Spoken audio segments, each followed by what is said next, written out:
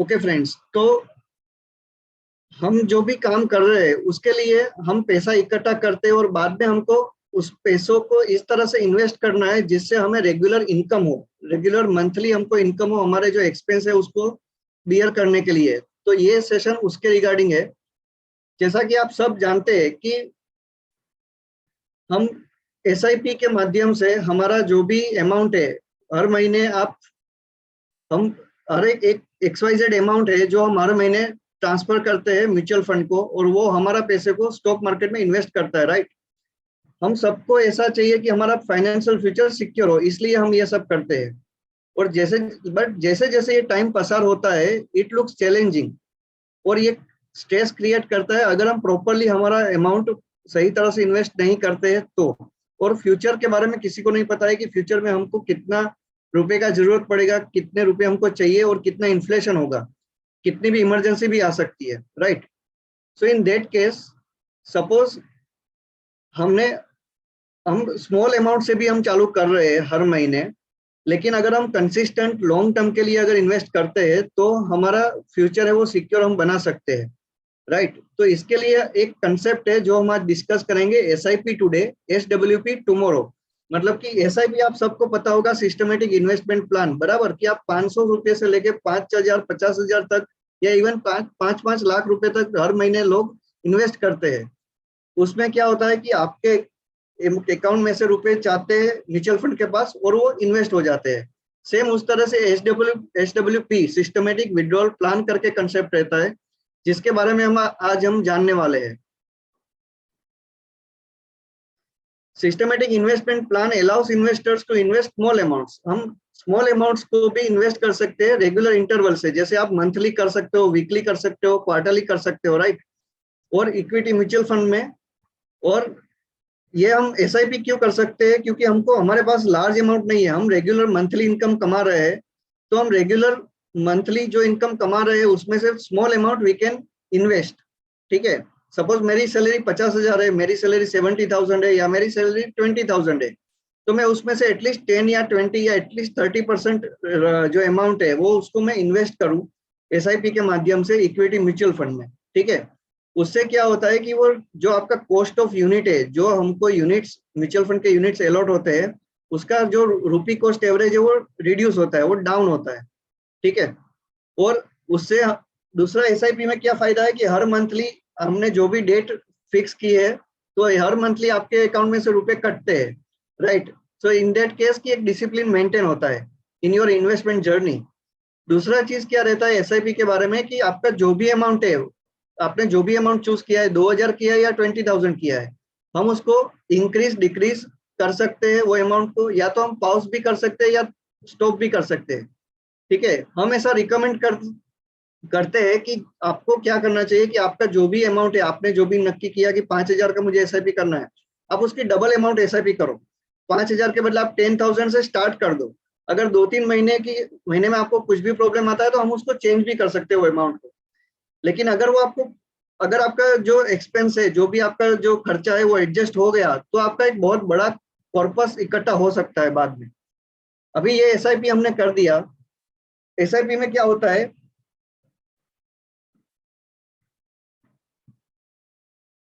जैसे हमने बात किया कि SIP में आपके अकाउंट में से रुपए कटते हैं और म्यूचुअल फंड के जो यूनिट्स है वो आपको अलॉट हो जाते हैं, बराबर। अभी सिस्टमेटिक विड्रॉल प्लान मतलब कि SWP में क्या हो रहा है, SWP can be considered as opposite of SIP।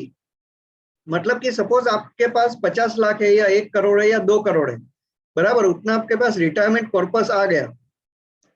सो उस मनी, वो जो पैसे है उसको हम इस तरह की म्यूचुअल फंड स्कीम में इन्वेस्ट करेंगे जहां से आपको रेगुलर बेसिस पे हर मंथ पे आपको कोई ना कोई जो रकम हम चूज करेंगे कि आपको सपोज 10,000 चाहिए हर महीने, या 1 लाख चाहिए, या 50,000 चाहिए, या 20,000 चाहिए, उतनी रकम आपको हर महीने आपको मिल जाएगी, बराबर। उसको हम SWP बोलते हैं। मतलब कि आपके जो म्यूचुअल फंड के यूनिट्स होते हैं वो रिडीम होंगे और वहां से वो पैसा आपके अकाउंट में हर महीने की जो भी डेट हम तय करेंगे उसमें आपको मिल जाएगा, ठीक है। ये SWP है।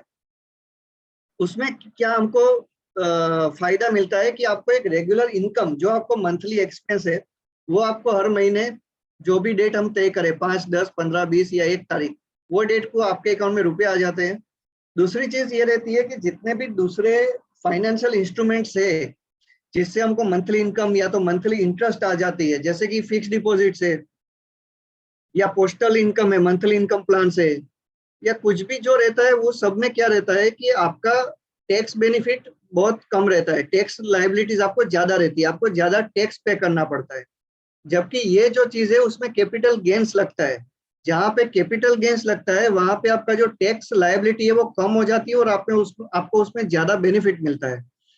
दूसरा चीज क्या रहता है, यहाँ पे डिसिप्लिन वे में इन्वेस्टमेंट हो रहा है और इस टाइप के म्यूचुअल फंड स्कीम हम चूज करते हैं जहां पे मार्केट की वोलाटिलिटी को हम कंट्रोल कर पाते हैं, और ज्यादा आपका मार्केट फ्लक्चुएशन अगर होता है तो उसको हम रिड्यूस होती है, उसकी इम्पैक्ट होती है वो रिड्यूस होती है।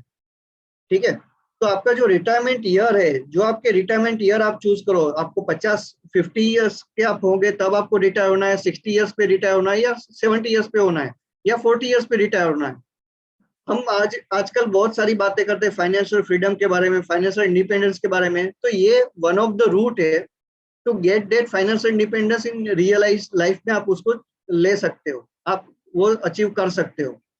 दूसरा चीज क्या रहता है कि आपका रिटायरमेंट ईयर जो है वो 60 ईयर्स पे चालू हो गया या 50 ईयर्स पे चालू हो गया, तो आप कितना लाइफ जीने वाले, लाइफ एक्सपेक्टेंसी एज हमको नहीं पता है, हम 80 ईयर्स तक जिएंगे या 90 ईयर्स तक जिएंगे या 70 ईयर्स तक जिएंगे, डेट वी डोंट नो। लेकिन हम मोटा मोटा अगर पकड़ के चले तो 80 या 85 या 90 ईयर्स तक का हमको प्लान बना के चलना है। वो मैं आगे आपको एग्जांपल्स में दिखाऊंगा। इन दैट केस क्या होता है कि आपका जो भी रिटायरमेंट ईयर है उसमें आपको एक सफिशिएंट मंथली अमाउंट जो आपका एक्सपेंस बियर करने के लिए जो चाहिए वो आपको मिल सकती है। तो ये जो कंसेप्ट है उसको हम बोलते हैं SIP टुडे, SWP टुमारो। उसमें क्या होता है कि आपने आज SIP चालू कर दिया और हम धीरे धीरे धीरे धीरे कॉर्पस आपका बढ़ता है, आपने 10 साल SIP किया, 20 साल किया, 30 ईयर्स किया, जो भी आपकी करंट एज है और करंट जो आपकी रिक्वायरमेंट है रिटायरमेंट के लिए, बेस्ड ऑन डेट हम चूज करते हैं आपके लिए प्लान कि आपके SIP कितने अमाउंट की होनी चाहिए और कितने टाइम तक हमको करनी पड़ेगी। ठीक है, आपको एक फ्यूचर की डेट तय करनी है कि आपको विड्रॉल कब चालू करना है, मतलब कि आपको कब रिटायरमेंट मनी जो है वो आपको विड्रॉ करना है। उसके बेस पे हम पीरियोडिकल विड्रॉल हम सेट करते हैं, और वो कॉर्पस जो है वो आपके SIP की जो अमाउंट है उसमें आपको हमने जो इकट्ठा किया है उसमें से हम मंथली विड्रॉल लेते हैं, राइट। इसमें हमारे पास पूरा फ्लेक्सिबिलिटी रहता है कि आपका जो पोर्टफोलियो है उसको रीबैलेंस करते हैं इक्विटी पे, डेट पे, बैलेंस पे, as per your risk profile. ठीक है, ये मैं आगे आपको थोड़ा सा समझाऊंगा। तो ये मेरा प्रेजेंटेशन ऑलमोस्ट खत्म हो गया, यहाँ पे 50% प्रेजेंटेशन मेरा खत्म हो गया है। अभी मैं नेक्स्ट स्लाइड जो आपको दिखा रहा हूँ वो 5 हम एग्जांपल ले रहे हैं कि अलग अलग, सपोज 5 तरह के लोग हैं, अलग अलग एज वाइज है, अलग अलग रिक्वायरमेंट है, तो उसको हम कैसे कैटर कर सकते हैं, कैसे उसकी रिक्वायरमेंट फुलफिल हो सकती है, ये यहाँ पे आपको दिखने मिलेगा। जैसे कि ये जो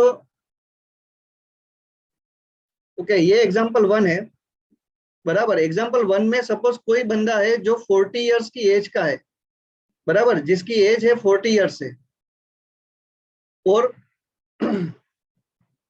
40 ईयर्स की एज है और उसको हर महीने 25,000 की वो SIP कर रहा है और 60 ईयर्स तक कर रहा है, मतलब कि 20 ईयर्स तक हमने SIP चालू किया, 25,000 पर मंथ, हर महीने 25,000 की हम SIP कर रहे हैं और 20 साल तक कर रहे हैं, तो हमारा टोटल जो इन्वेस्टमेंट है वो 60,000 का हुआ, राइट। और हम एज्यूम कर रहे हैं कि हमारा 12% रिटर्न मिल रहा है। ये एज्यूम इसलिए कर रहे हैं कि यहाँ पे कोई गारंटीड रिटर्न नहीं मिलता है, ये इक्विटी म्यूचुअल फंड रहते हैं, लेकिन जो मोटा मोटा जो हिस्टोरिकल पास्ट डेटा है, पिछले 35, 40, 45 साल का जो डेटा है हमारे पास, उसके बेस पे ये एवरेज रिटर्न हमको मिल सकता है। अगर हम एटलीस्ट 20 या एटलीस्ट 15 ईयर्स तक हम इन्वेस्टमेंट करते हैं तो हमको इतना रिटर्न हर साल मिलता है। तो जब जो बंदा है वो 60 ईयर्स का होता है, जो मतलब कि 40 साल पे हमने इन्वेस्टमेंट चालू किया था, और at the age of 60 years मतलब कि हम 60 साल के होते हैं, तो 60 लाख की जो इन्वेस्टमेंट हमने की थी वो 2 करोड़ 30 लाख तक पहुंच जाती है। 2 करोड़ 30 लाख मतलब कि 2 करोड़ 30 लाख तक वो कॉर्पस बनती है। अभी जब हम 60 साल के होते हैं उस टाइम पे हमको विड्रॉल चालू करना है, और हमने 20 साल तक, हम ऐसा मानते हैं कि 20 साल तक हमको विड्रॉल लेना है, मतलब कि 60 ईयर्स से 80 ईयर्स तक 20 साल तक हम विड्रॉ लेते हैं। और उस टाइम पे हम जो जिस प्रोडक्ट में, जिस टाइप के म्यूचुअल फंड में इन्वेस्टमेंट करते हैं, सजेस्ट करते हैं, वहां पे हमको एवरेज 8% का रिटर्न मिलता है, 8% का रिटर्न मिलता है, राइट।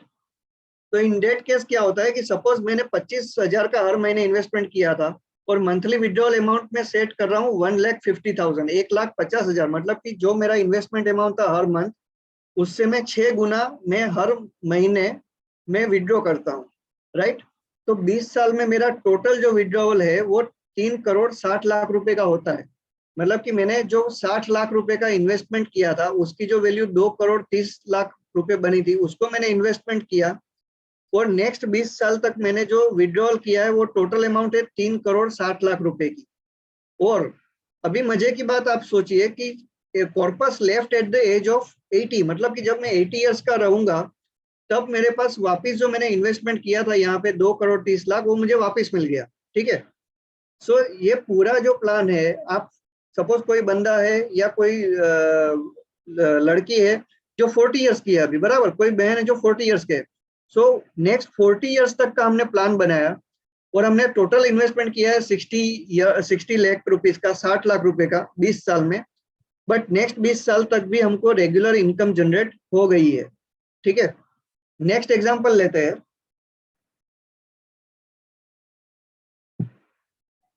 अच्छा, नेक्स्ट एग्जांपल हम लेते हैं। सपोज अभी कोई बंदा ऐसा है जो 30 ईयर्स का है, बराबर, 30 साल की एज है, वो हर महीने 10,000 रुपए की एसआईपी करता है, और एसआईपी जो करता है वो 10 साल ही करता है। कोई लोग ऐसे होते हैं जो उसको 20 साल 30 साल का कमिटमेंट नहीं करना है, बराबर, उसको नहीं पता कि उतने साल तक वो कर पाएंगे या नहीं कर पाएंगे।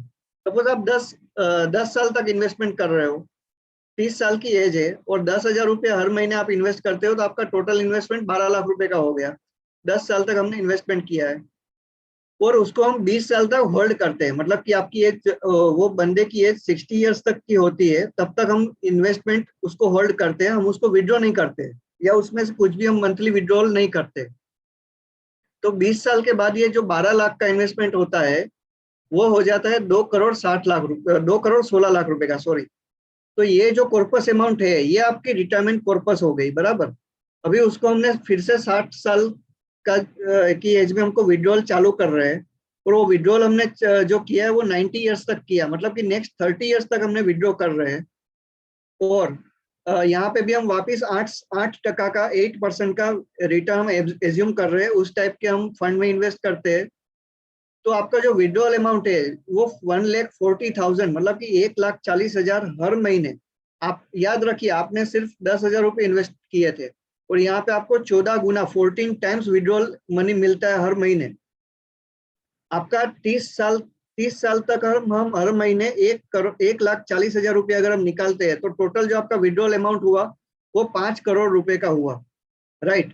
और वापिस हमने जितना भी इन्वेस्टमेंट किया था वो एट द एज ऑफ 90 वो हमको वापिस मिल गया।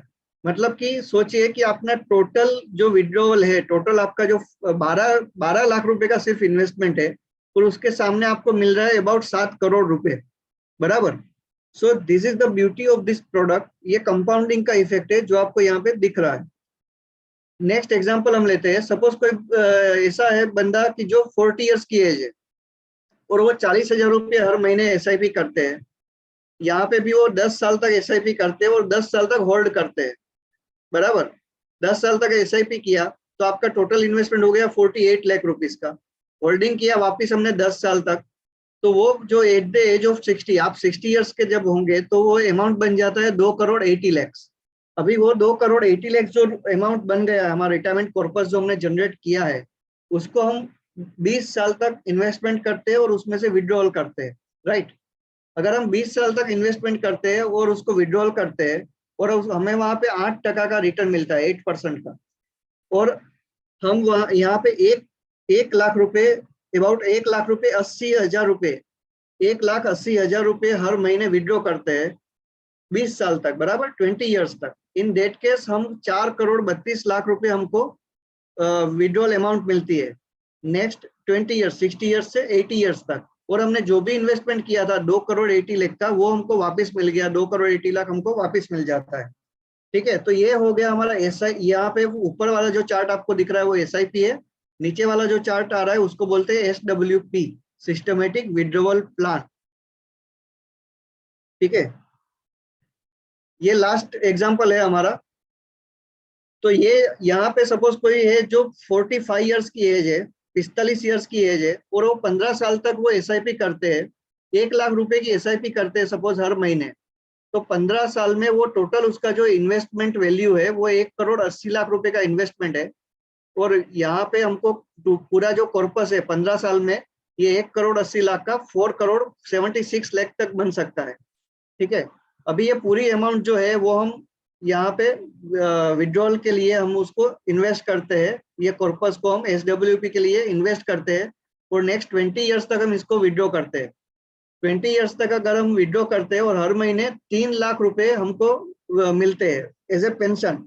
यहाँ पे हमने 1,00,000 रुपए डाले थे, उसके 3 गुना हमको हर महीने मिलते हैं। यहाँ पे भी हम सेम रिटर्न एज्यूम कर रहे हैं कि हम 8% इन्वेस्टमेंट मिले, उस टाइप की स्ट्रक्चर प्रोडक्ट्स पे हम इन्वेस्टमेंट करें। तो आप सोचिए टोटल आपको जो कॉर्पस विड्रॉल मिलता है वो 7,32,00,000 तक मिल सकता है। और हमने जो भी इन्वेस्टमेंट किया था, जो भी रिटायरमेंट कॉर्पस हमने इन्वेस्ट किया था 4,76,00,000 रुपीज, वो हमको वापस at the age of 80 years हमको वापस वो मिल गया। ठीक है, तो ये मेरा प्रेजेंटेशन था आज का। देखिए फ्रेंड्स, तो ये यहाँ पे हमने SIP का भी यूज किया और SWP का भी यूज किया। हमने सिस्टमेटिक इन्वेस्टमेंट प्लान करके हमारा कॉर्पस बिल्ड किया है। अभी वो कॉर्पस को हमने सिस्टमेटिक विड्रॉल प्लान के जरिए हम इन्वेस्ट करके, सिस्टमेटिक विड्रॉल प्लान के जरिए हर महीने मुझे एक जो भी फिक्स हम करेंगे अमाउंट, आपकी जो भी एज होगी, ये पूरा जो होता है वो पूरा कस्टमाइजेबल होता है। आपकी जो भी एज है, जो भी रिक्वायरमेंट है, जितने साल तक इन्वेस्टमेंट करना है, जितने साल तक विड्रॉ करना है, कितना अमाउंट विड्रॉ करना है, ये पूरी चीज एक कस्टमाइजेबल है, क्योंकि हर एक पर्सन की अलग अलग रिक्वायरमेंट है, अलग अलग लाइफस्टाइल। ठीक है, तो ये यहाँ पे मैं मेरी स्क्रीन शेयरिंग बंद कर रहा हूँ, और ये मेरा प्रेजेंटेशन यहाँ पे खत्म हो रहा है, और अभी हम क्वेश्चन एंड आंसर सेशन चालू करेंगे। अगर आपको इसमें से कुछ भी क्वेश्चन है तो ये हम लेंगे यहाँ पे।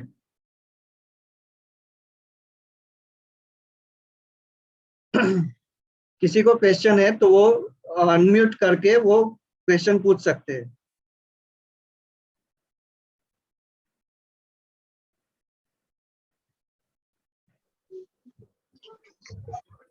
हेलो निकुंज भाई, हेलो। हाँ हाँ हेलो। हाँ मुंशी जी बोलो। આપણી જે વિથડ્રોલ એમાઉન્ટ હોય, जो होता है हाँ withdrawal amount after 60 year, that okay, is taxable और non taxable? That is taxable Munshi भाई, बट उसमें क्या होता है कि मैं हिंदी में बोलता हूँ तो बाकी के लोग भी अगर चलेगा किसी को नहीं। चलेगा, नो इश्यू। हाँ ठीक है, टैक्सेबल होता है जो बाकी का, जो आपको जो विड्रॉल मिलता है हर महीने, जो विड्रॉ मिलता है वो टैक्सेबल है। लेकिन जो दूसरी प्रोडक्ट्स है मार्केट में, इसके जो ऑप्शन में जो दूसरी ट्रेडिशनल प्रोडक्ट्स है, उसके कंपेयर में अगर आप देखोगे तो यहाँ पे कैपिटल गेन्स लगते हैं बराबर टैक्स के रूप में, तो वो आपको टैक्स लाइबिलिटी बहुत ही कम रहती है। जैसे मैं एक एग्जांपल देता हूँ, वो अभी मेरे पास स्लाइड नहीं है, मुझे नहीं मिल रही है, लेकिन मैं आपको दिखाऊंगा, बाद में भेजूंगा आपको। कि सपोज ICICI का एक फंड है जिसमें किसी ने सपोज 2002 में इन्वेस्टमेंट किया है और 20 साल तक इन्वेस्टमेंट किया, 2021 तक इन्वेस्टमेंट किया है। उसका टोटल इन्वेस्टमेंट जो है वो वो जो अमाउंट उसका इन्वेस्टमेंट था वो अबाउट 20-25 लाख रुपए का इन्वेस्टमेंट था, जो अभी हो गया अबाउट 4 से 5 करोड़ रुपए। और उसमें से उसको विड्रॉल भी मिलना चालू हो गया, और उसने जो विड्रॉ किया वो अबाउट 1 करोड़ रुपए विड्रॉ किए। इन दैट केस ऑल्सो उसको जो टैक्स लाइबिलिटी आई वो सिर्फ 22,000 की आई। मतलब कि आप 1 करोड़ रुपए विड्रॉ कर रहे हैं फिर भी आपको टैक्स लाइबिलिटी कम आती है। ये इक्विटी का जो कैपिटल गेन्स का जो टैक्स का बेनिफिट है वो अलग तरह से काउंट होता है, इसलिए ज्यादा टैक्स आपको नहीं लगता है उसमें। आई होप मैंने आपको आंसर बराबर से दिया है। मतलब क्वेश्चन ऐसा था, जैसे मेरे को 60 इयर्स के बाद 4 करोड़ रुपए मिले बराबर, मैंने हाँ उसको SWP में डाला, तो तुरंत का तुरंत कितना ऐसा कैपिटल गेन या तो टैक्स कुछ भरना पड़ेगा गवर्नमेंट को, वो क्वेश्चन है मेरा एक्चुअली। ओके, देखिए आपका सपोज 4 करोड़ का कॉर्पस हुआ, बराबर, बराबर। और आपका सपोज इन्वेस्टमेंट अमाउंट था वो 50 लाख रुपए फॉर एग्जांपल था, तो आपका जो गेन्स था वो कितने का हुआ? 3.5 करोड़ रुपए का हुआ, बराबर। अभी इसमें से आप मैं 1 लाख रुपए माइनस कर दो, हम उसको गिनते नहीं है 1 लाख को, वो बहुत छोटी अमाउंट हो जाएगी। सपोज 3.5 करोड़ रुपए में से आपको 10% गवर्नमेंट को टैक्स देना है, कैपिटल गेन्स, बराबर। ठीक है। तो 35 लाख रुपए आपके टैक्स में चले जाएंगे, 35 लाख, 10% मतलब, बराबर। अभी जो बाकी की अमाउंट बची है उसको हम इन्वेस्ट करते हैं SWP में। अभी यहाँ पे क्या होगा, यहाँ पे सपोज आप हर महीने 50,000 निकाल रहे हैं, ठीक है। सपोज हम हर महीने 50,000 निकाल रहे हैं या हर महीने 1 लाख रुपए निकाल रहे हैं, तो आपका टोटल जो एक साल में 12 लाख रुपए आपने विड्रॉ की है, बराबर। सॉरी। तो जो आप 12 लाख रुपए निकाल रहे हैं उसमें आपको 1 लाख रुपए हर साल टैक्स नहीं भरना है, 1 लाख रुपए के ऊपर। और जो बाकी की रकम है सपोज 11 लाख रुपए, उस पे 10% आपको टैक्स भरना पड़ता है। और वो भी जो गेन हुआ उस पे, मतलब वो पूरी अमाउंट गेन नहीं होगी ना, आपके यूनिट्स रिडीम हो रहे हैं, तो उसमें मोटा मोटा पकड़ो 20 से 25,000, 20,000 के करीब आपको हर साल टैक्स भरना है, अगर मैक्सिमम अमाउंट में बोल रहा हूँ। उससे भी कम होता है जनरली, 5-7 हजार में आपका टैक्स हो जाता है हर साल का। और आप समझिए कि यहाँ पे हम 4 करोड़ इन्वेस्ट कर रहे हैं और 12 लाख रुपए हर महीने आप यूज कर रहे हैं, बराबर। फिर भी आपकी जो टैक्स लायबिलिटी है वो बहुत ही कम रहती है। सही। थैंक यू निकुंज भाई, thank you. Thank you. Neeraj भाई आप कुछ पूछ रहे थे, नीरज शर्मा जी। मैं ये पूछ रहा था निकुंज भाई कि अभी सपोज मैंने एसडब्ल्यू भी चालू की, तो बीच में डेथ हो गया किसी पर, तो उस समय क्या होता है? यहाँ पे जनरली हम लोग क्या सजेस्ट करते हैं कि रिटायरमेंट के लिए जो भी हमारे पास आते हैं उसको हम जॉइंट अकाउंट करवाते हैं, एनीवन और सर्वाइवर, क्योंकि आप होंगे और आपके वाइफ होंगे, राइट। तो अगर एक पर्सन है उसको कुछ हो जाता है तो ऑटोमेटिकली ये प्रोसेस है कि वो चालू रहेगा, क्योंकि खर्चा तो चालू है, तो वो जो अमाउंट है उसमें से विड्रॉल चालू रहेगा और वाइफ के नाम पे आएगा। अगर दोनों को कुछ होता है इन केस, तो जो नॉमिनी होगा उसको वो ट्रांसफर हो जाएगा अमाउंट उसके नाम पे। ओके, वो पूरा डिटेल पहले हमको करना जो भी पड़ेगा। अमाउंट बचेगा, जो भी अमाउंट बचेगा वो उसके नाम पे ट्रांसफर हो जाएगा। ओके, इस समझ में आ गया आपको? हाँ हाँ समझ गया। ओके।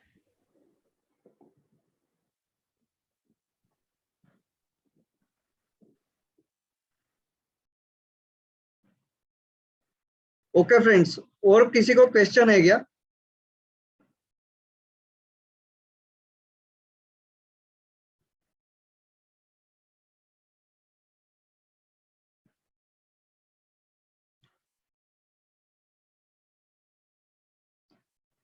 मतलब कि मैंने बहुत अच्छे तरह से समझाया है इसलिए सब कुछ समझ में आ गया, या फिर कुछ भी समझ में नहीं आया, ऐसा हुआ है, मैंने बराबर समझाया नहीं है? निकुंज भाई, हाँ अक्षय भाई बोलो बोलो। Just one question. ओके, या प्लीज। आप क्या रेकमेंड, कौन सी एज पे ये SWP स्टार्ट करने का रेकमेंड करते हो? Means at what age we have to start this? Tricky question है ये।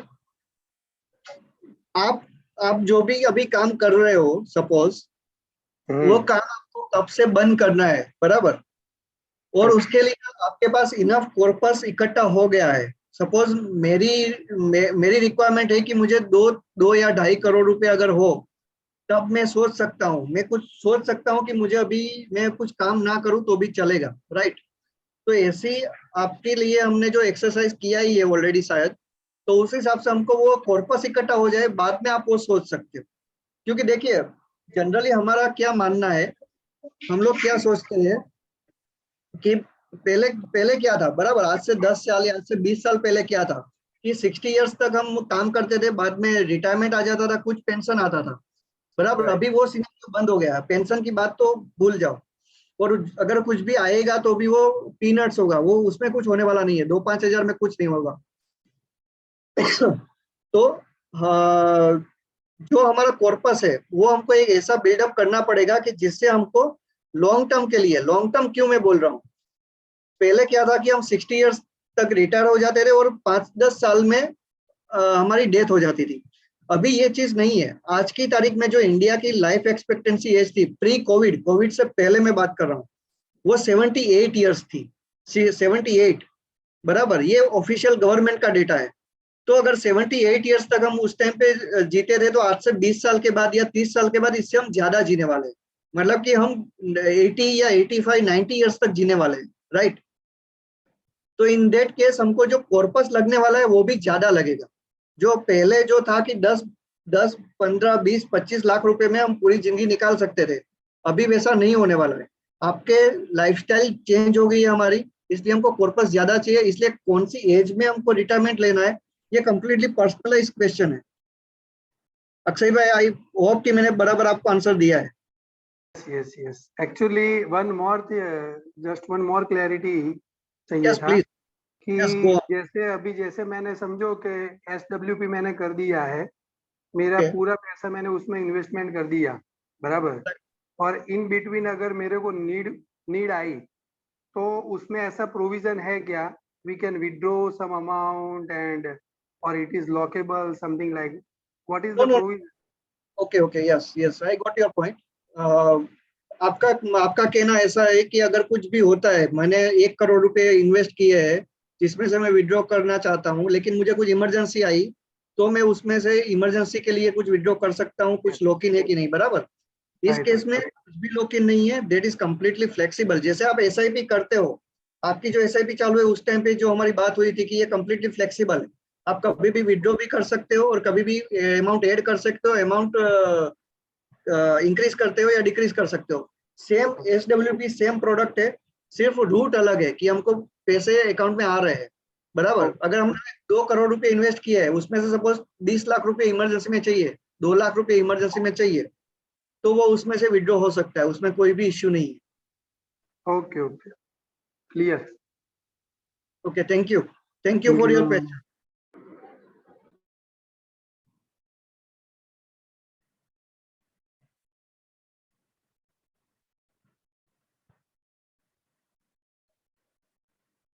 ओके फ्रेंड्स,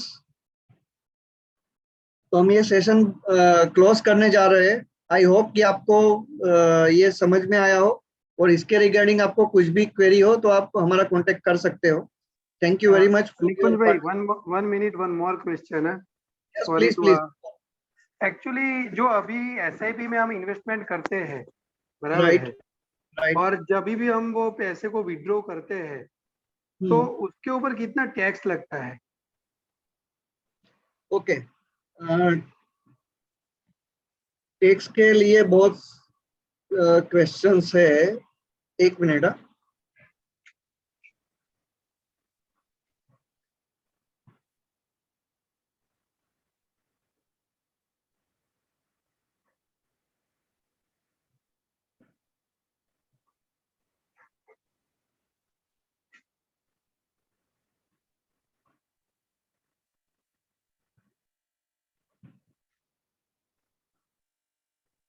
ओके, मेरी स्क्रीन दिख रही है क्या आपको, अक्षय यस, भाई? यस, यस, मैं एक्सेल खोल लिया हूं मैंने, तो उसमें मजा आएगा ज्यादा, राइट। बराबर।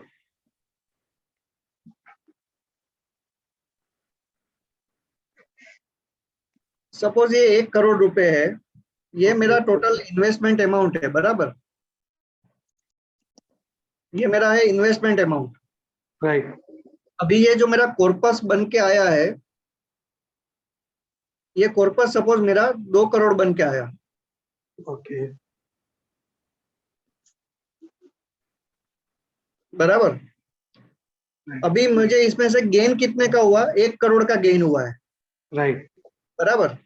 तो 1 करोड़ का 10% मुझे टैक्स भरना पड़ेगा जब मैं ये 2 करोड़ को विड्रॉ करने जाऊंगा तो। ओके, ठीक है, क्लियर, वेरी ये मच, वेरी ये सिंपल। ये जो है, एक मिनट अक्षय भाई, सॉरी।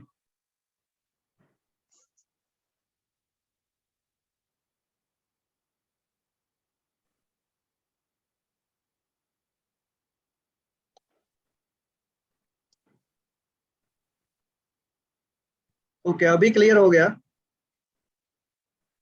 ठीक है, तो 1 करोड़ रुपए गेन जो मुझे मिलता है उसमें से मैं 10% मुझे टैक्स भरना पड़ेगा वो गेन का, ओके बराबर मुंशी जी? हाँ बोलो बोलो। हाँ, आज समझाई क्यों तुमने? टैक्स रिलेटेड क्वेश्चन હતો એક. हाँ राइट राइट, हाँ बराबर, एग्री। तो निकुंज भाई अभी ये 10% का रेशियो है, तो वो टाइम पे जो भी परसेंटेज रहेगा उसके हिसाब से मीन्स अपने को जो भी गेन हुआ है उसके ऊपर पे करना है। और दूसरा चीज अक्षय भाई, कि जैसे हम लोग क्या करते हैं, हम आपको पहले से पूछते हैं, बराबर, हम आपको पूछते हैं कि आपको कौन से साल में चाहिए। ये Right. क्यों पूछते हैं? सपोज 1 लाख रुपए हर साल,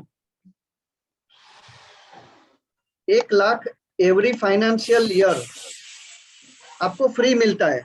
मतलब कि आपको ये 1 लाख रुपए के ऊपर कोई टैक्स नहीं भरना है, बराबर। सपोज आपका कोई गोल है जो सिर्फ 25 लाख का है, आपको सिर्फ 25 लाख का कॉर्पस चाहिए था, और आपका इन्वेस्टमेंट हुआ है सपोज 10 लाख रुपए या 15 लाख रुपए, बराबर।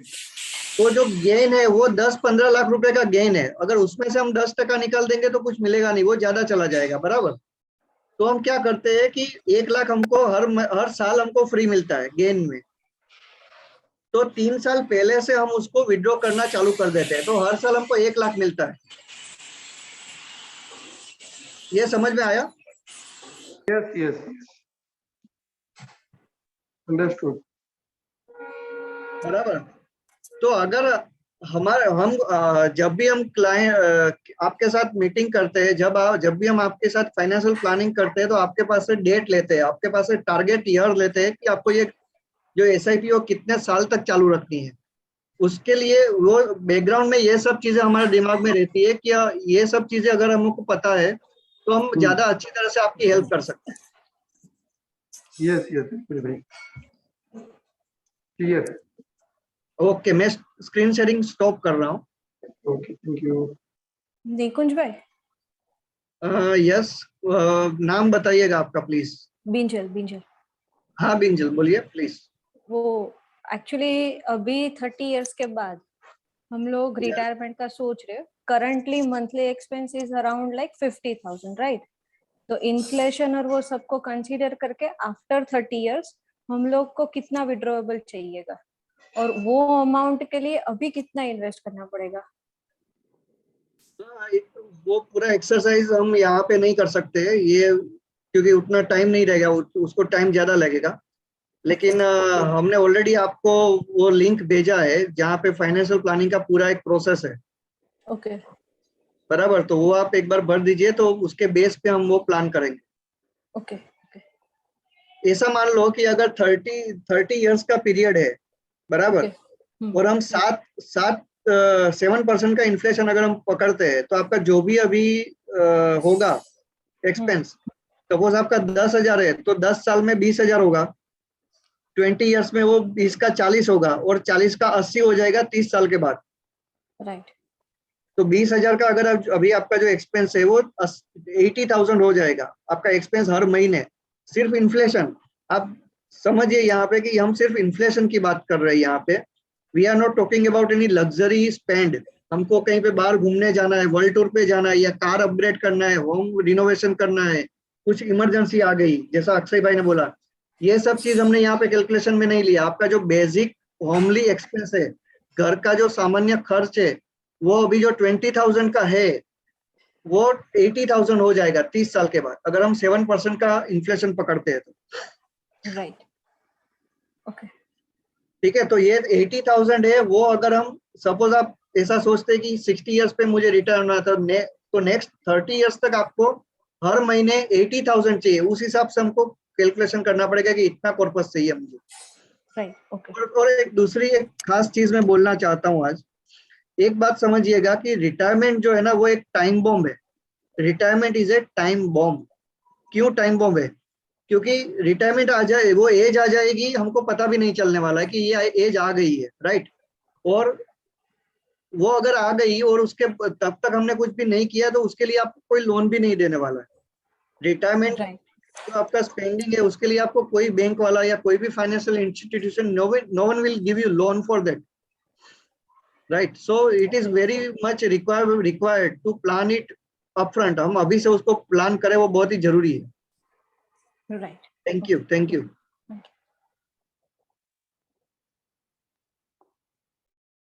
Okay, any more questions, friends? Thank you very much for your joining and questions. Thank you, Nikunj bhai, for organizing such good event. Thank you, Akshay bhai. Okay, friends, I am stopping the recording and